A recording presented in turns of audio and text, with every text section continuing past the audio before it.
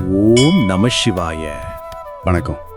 நாம பொதுவா கடவுளை எங்கேயோ வானத்துல நமக்கு மேல இருக்கிற ஒரு தனி சக்தியா நினைப்போம். ஆனா நாம நிக்கிற அந்த நிலமே கடவுள், நாம பாக்குற அந்த வானமே கடவுள்.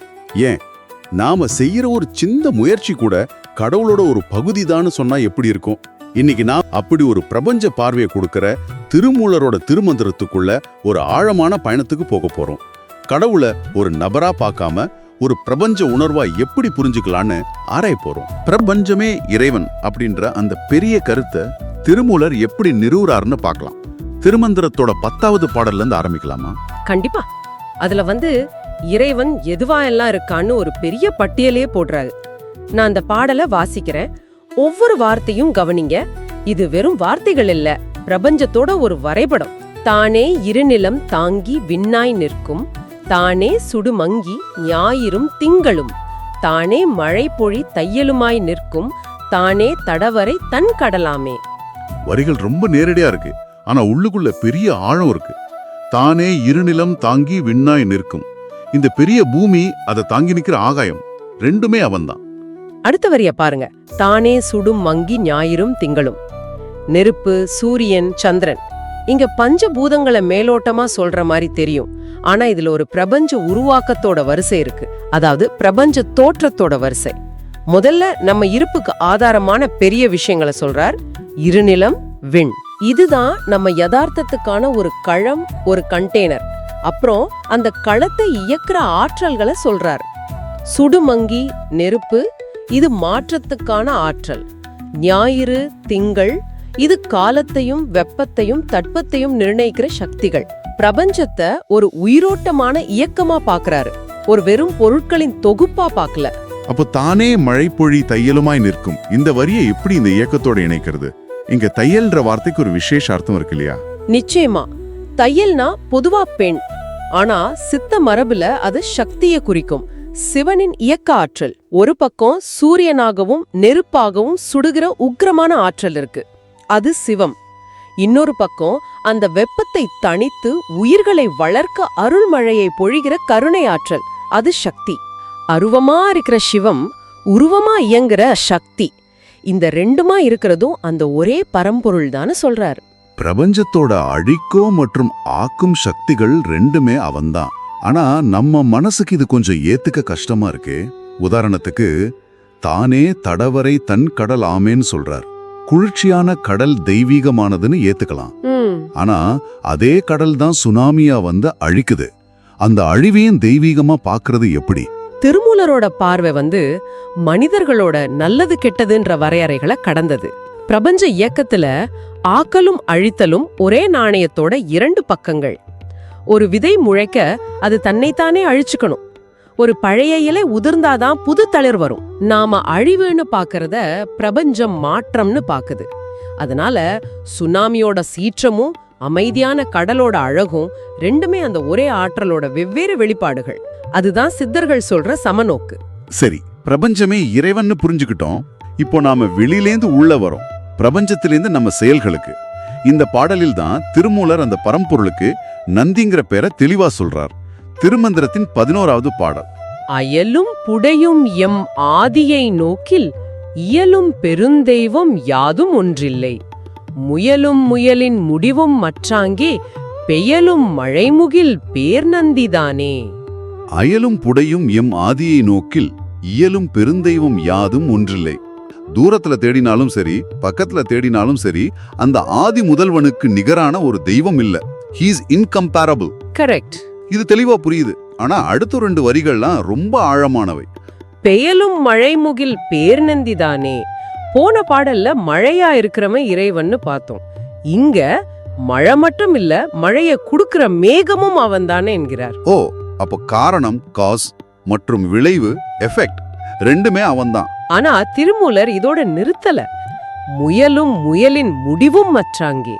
நான் ஒரு வேலையை செய்ய முயற்சி பண்றேன், அந்த முயற்சியே கடவுளோட ஒரு வடிவம், அதுக்கு ஒரு பலன் கிடைக்குது, அந்த பலனும் கடவுளோட ஒரு வடிவம் தான்.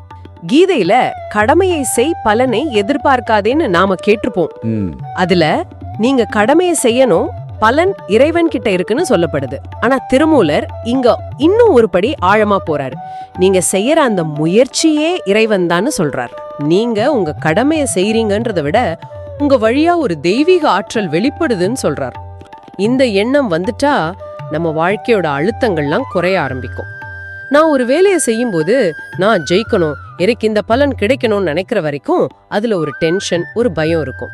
ஆமா, இந்த முயற்சியே ஒரு ஆனந்தமான வெளிப்பாடு, இதன் பலன் எதுவா இருந்தாலும் அதுவும் ஒரு தெய்வீக வெளிப்பாடு தான் நினைக்கும் போது அந்த செயல் ஒரு தியானமா மாறிடுது.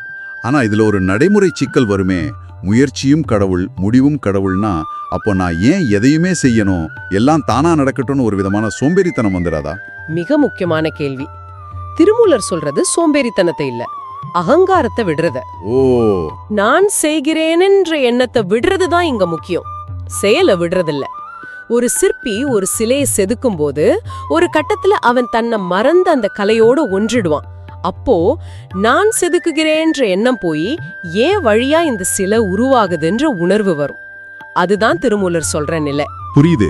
செயல் நடந்துகிட்டே தான் இருக்கும், ஆனா செயலை செய்பவன் நான் என்ற அகங்காரம் கரைஞ்சு போயிடும். ஆமா, அதனால இது சோம்பேறித்தனத்துக்கு வழிவகுக்காது, மாறா அழுத்தமில்லாத ஆனந்தமான செயலுக்கு வழிவகுக்கும். ஆக முதல் படியில பிரபஞ்சமே நந்தின்னு பார்த்தோம். இப்ப 2வது படியில நம்ம செயல்களும் அதன் விளைவுகளும் கூட நந்தின்னு புரிஞ்சுக்கிட்டோம். இப்போ ஒரு கேள்வி எழும்புது.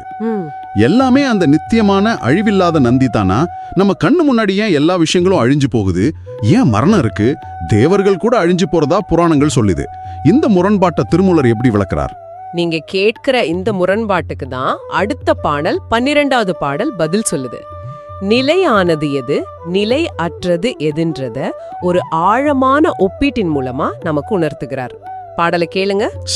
கண்ணுதலான் ஒரு காதலின் நிற்கவும் என் இலி தேவர் இருந்தார் எனப் பலர் மண் உருவார்களும் வான் உருவார்களும் அண்ணல் இவன் என்று அறிய கிளார்களே. கண்ணுதலான் ஒரு காதலின் நிற்கவும். நெற்றிக் கண்ணை உடைய சிவன். நெற்றிக் கண்ணுங்கிறது ஞானத்தின் அடையாளம், காலத்தை கடந்த பார்வை. அப்படிப்பட்ட சிவன் எல்லை இல்லாத அன்போடு அழிவில்லாமல் நிலையாயிருக்கான். இது சமன்பாட்டோட ஒரு பக்கம். ஆமா, சமன்பாட்டோட மறுபக்கம் என் இலி தேவர் இறந்தார் எனப் பலர். நாம சக்தி வாய்ந்தவர்கள், சாகா வரம் பெற்றவர்கள்னு நினைக்கிற தேவர்கள் கூட கணக்கிலடங்காத பேர் இறந்து போயிருக்காங்க. ஓ, அப்படியா? ஆமா, அவங்களோட பதவி காலம் முடியும் போது அவங்களும் அழியிறாங்க. அவங்க நிலையானவங்க இல்ல. இந்திரன் பதவி மாதிரி அது ஒரு போஸ்டிங் தான். ஒருத்தர் போனா இன்னொருத்தர் வருவார். மண்ணுருவார்களும் வானுருவார்களும் அண்ணல் இவன் என்று அறியகிலார்களே.